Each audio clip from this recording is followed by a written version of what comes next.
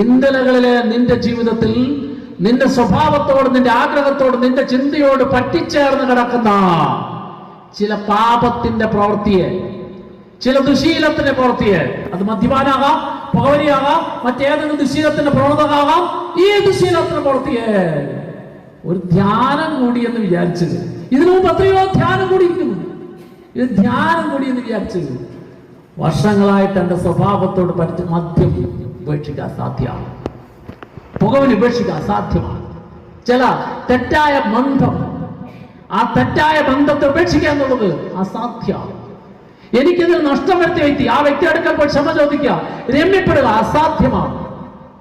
സഹോദര സഹോദരി, നീ ഇന്ന് കർത്താവിന്റെ തിരുമുമ്പിലേക്ക് കടന്നു വന്നപ്പോ നിന്റെ ഇന്നലകളിലെ ജീവിതത്തിലെ ചില തിക്താനുഭവങ്ങൾ, ചില പാപപ്രവർത്തികൾ, ചില ദുശീല പ്രവർത്തികൾ, ചില തെറ്റായ വഴികൾ, ചില തെറ്റായ